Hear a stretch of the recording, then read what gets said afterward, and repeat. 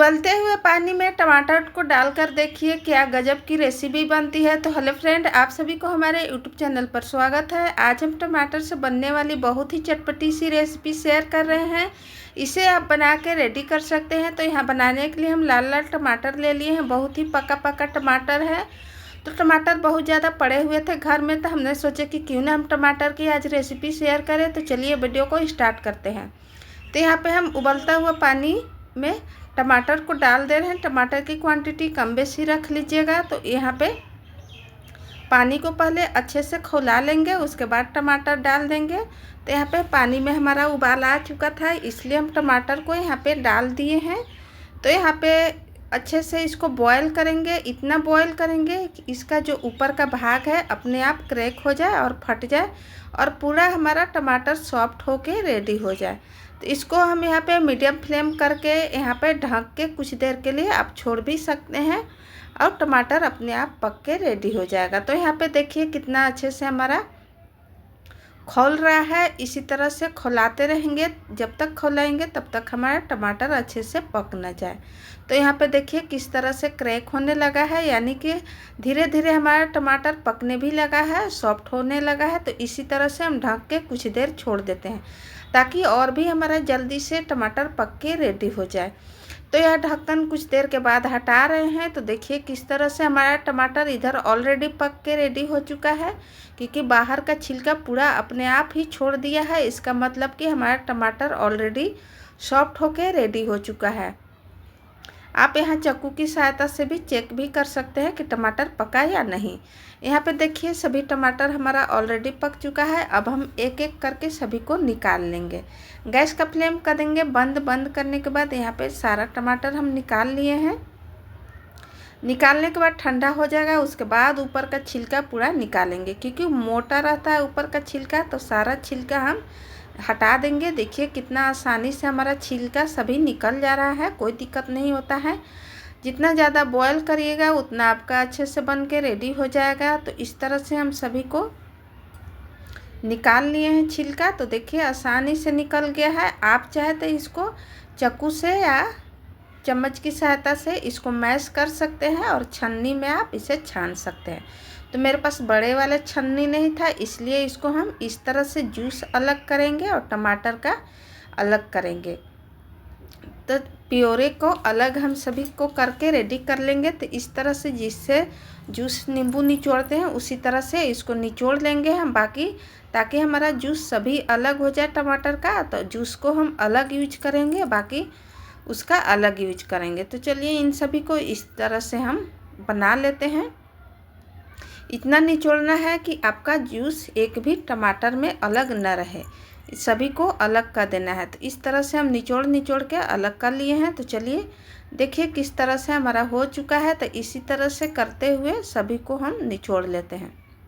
यहाँ बहुत ही ज़्यादा यहाँ पे जूस हमारा निकल के रेडी हो जाता है। तो इस तरह से घुमा घुमा के हम चारों तरफ से जूस निचोड़ लेंगे।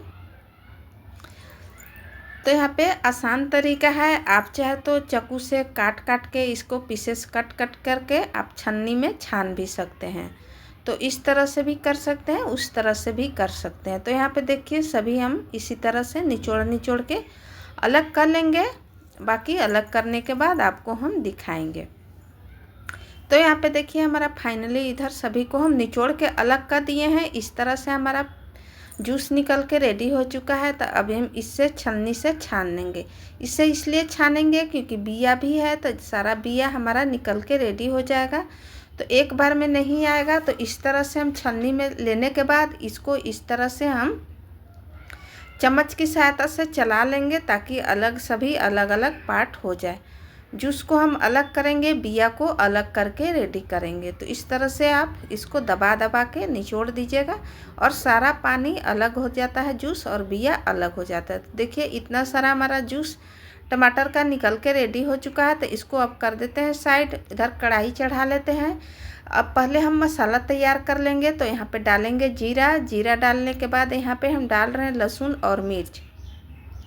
यहाँ पे अदरक भी होगा तो वो भी क्रश करके यहाँ पे ऐड कर सकते हैं। तो इन सभी को डालने के बाद यहाँ पे प्याज भी एक मीडियम कट करके डाल सकते हैं। तो चलिए यहाँ पे प्याज हम बाद में डालेंगे, पहले टमाटर को ऐड कर लेते हैं। तो टमाटर यहाँ पे हम ऐड कर दिए हैं।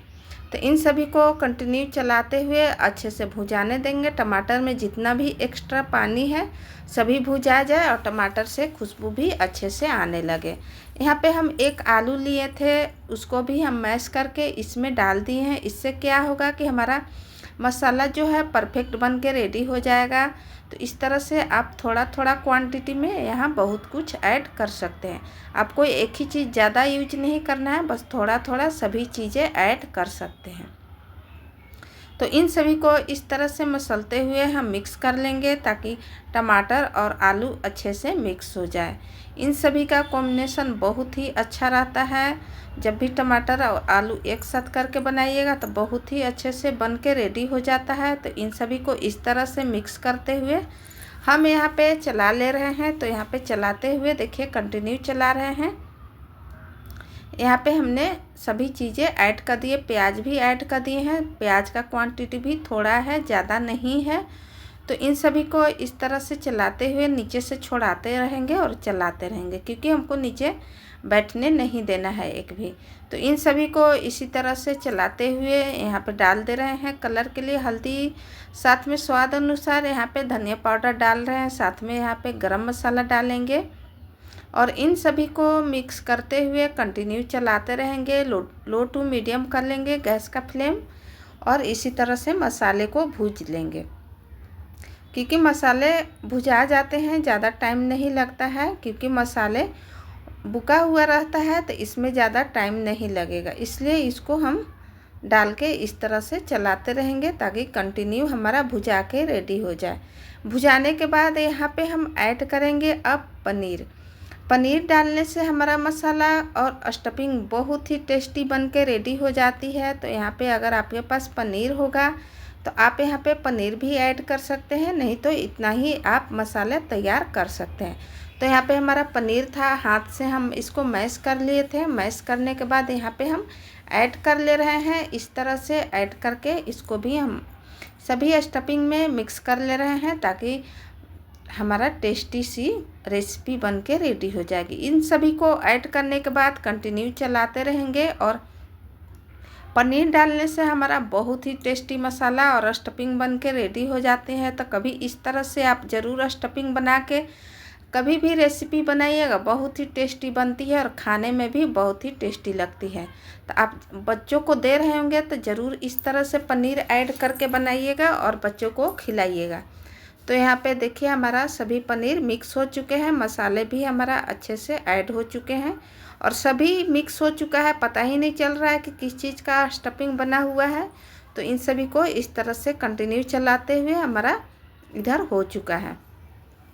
तो यहाँ पे डाल दे रहे हैं स्वाद अनुसार नमक, साथ में यहाँ पे धनिया पत्ता होगा तो उसको भी यहाँ पे ऐड कर सकते हैं। तो इस तरह से हम डालने के बाद यहाँ पे मिक्स कर ले रहे हैं, ताकि नमक पहले हम थोड़ा सा डाले थे पर बाद में यहाँ पे ज़्यादा सभी चीज़ ऐड किए, इसलिए बाद में नमक भी ऐड किए हैं। और तो इन सभी को इस तरह से कंटिन्यू चलाते रहेंगे। कंटिन्यू चलाते चलाते हमारा ऑलरेडी यहाँ पे मसाले भुजा के रेडी हो चुके हैं। तो चलिए इसको हम निकाल लेते हैं।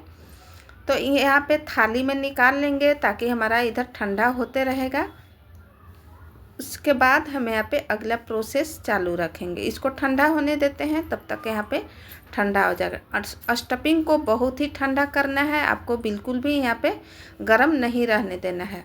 तो यहाँ पे हम ले लिए हैं आटा, 1 बाउल आटा लिए हैं। यहाँ पे स्वाद अनुसार डालेंगे नमक, साथ में यहाँ पे ऑयल डाल दे रहे हैं और साथ में यहाँ पे कस्तूरी मेथी पत्ता डाल दे रहे हैं। अगर आपके पास धनिया पत्ता होगा तो वो भी ऐड कर सकते हैं साथ में।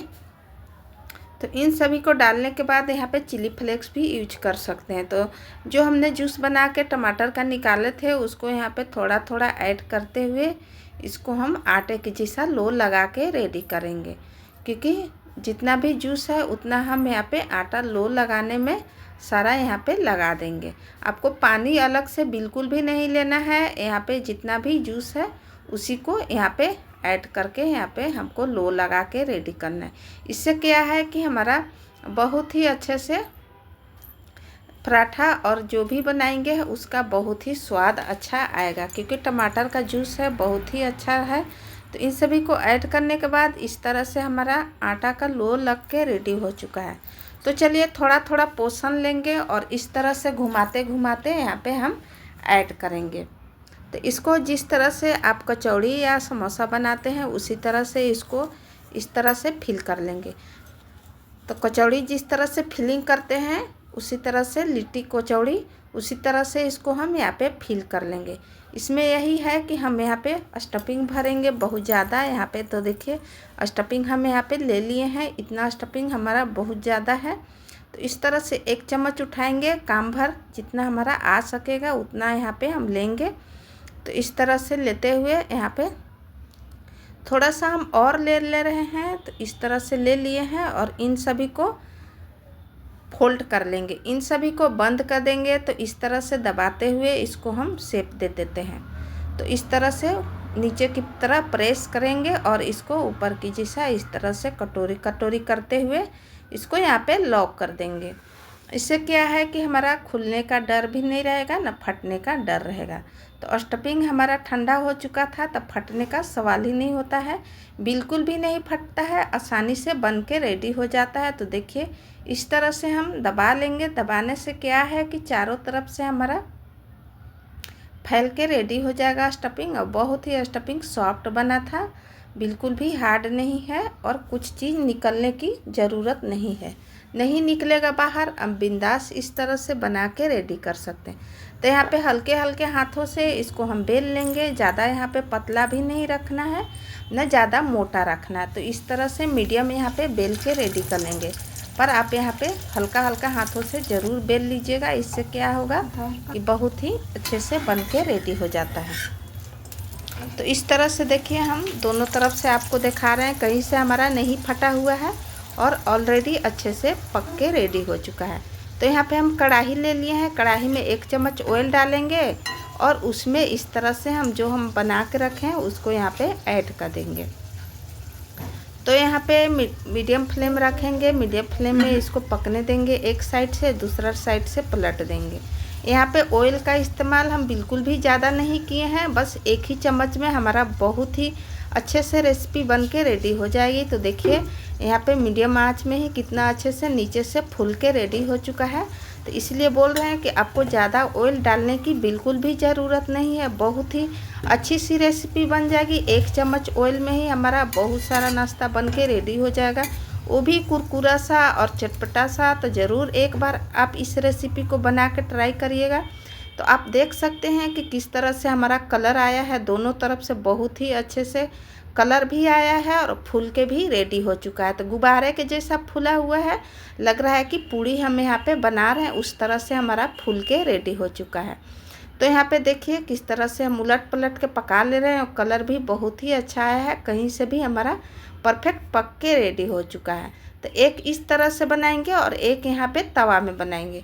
जिस तरह से हम रोटी चपाती बनाते हैं पराठा, उसी तरह से हम बना के रेडी कर लेंगे।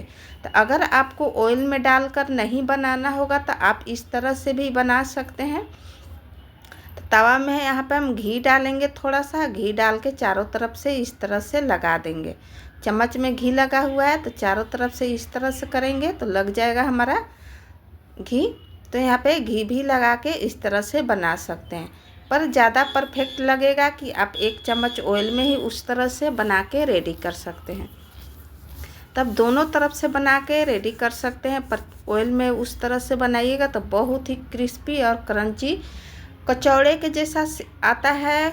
टेस्ट भी बहुत ही लाजवाब रहता है और क्रंचीपन बहुत ही बना रहता है। तो इस तरह से आप ज़रूर एक बार बना के ट्राई करिएगा। तो इसको भी हम घी लगा के दोनों तीनों तरफ से अच्छे से उलटते पलटते हुए सेंक लेंगे। यहाँ भी आपको खास ध्यान रखना होगा कि आपको गैस का फ्लेम मीडियम ही रखना है, बिल्कुल भी यहाँ पे हाई नहीं करना है। मीडियम टू लो करिए, कभी लो करिए कभी मीडियम करिए। तो यहाँ पे लो रहेगा तो अच्छे से फूल के रेडी हो जाएगा। तो देखिए धीरे धीरे हमारा इधर नाश्ता फूल रहा है। तो इस तरह से हम कर लेंगे कि हमारा अच्छे से फूल जाए।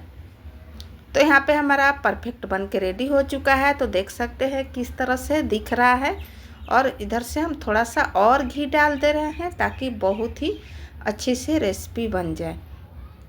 तो यहाँ पे भी ये भी हमारा नाश्ता बहुत ही अच्छे से फूल के रेडी हो चुका है। तो दोनों नाश्ता दोनों तरफ से आप बना के रेडी कर सकते हैं।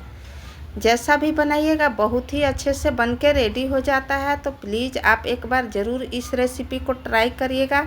एक बार आप बना लेंगे तो हफ्ते में 4 दिन बनाना पसंद करेंगे, क्योंकि खाने में बहुत ही टेस्टी लगती है और बहुत ही लाजवाब है। तो यहाँ पे देखिए हम बना के आपको दिखा रहे हैं नज़दीक से। ये भी हमारा बहुत ही अच्छे से सिका के रेडी हो चुका है।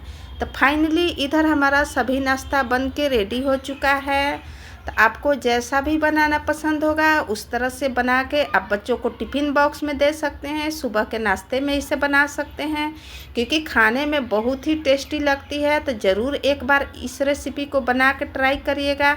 एक बार आप खा लेंगे तो आप हर दिन बनाना पसंद करेंगे, क्योंकि बहुत ही अच्छा लगता है। तो अगर आप सभी को कचौड़ी समोसा खाना होगा तो प्लीज़ एक बार इस रेसिपी को ज़रूर बना के एंजॉय करिएगा। घर में सभी कोई बहुत ही खुश हो जाएंगे। तो